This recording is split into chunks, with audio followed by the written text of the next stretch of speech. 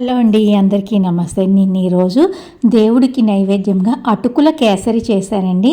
నేను దీన్ని కొలతలతో ఎలా చేయాలో మీకు ఇప్పుడు చేసి చూపిస్తాను. ముందుగా ఒక కప్పు బెల్లం తీసుకున్నాను.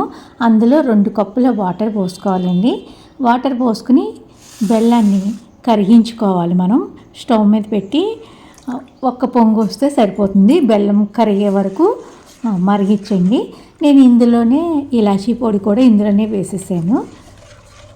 దీన్ని రెడీ అయిపోయింది కదా, బెల్లం కరిగిపోయింది కదా, దీన్ని పక్కన పెట్టుకుని వేరొక గిన్నె పెట్టుకుని ఆవు నెయ్యి వేసుకుంటున్నాను. నేను దేవుడికి నైవేద్యంగా చేస్తున్నాను కాబట్టి ఆవు నెయ్యి వేస్తున్నాను. అలాగే జీడిపప్పు కిస్మిస్ కూడా వేయించుకోండి.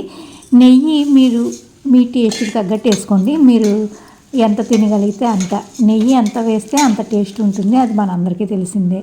అలాగే 2 కప్పుల అటుకులు వేసాను నేను.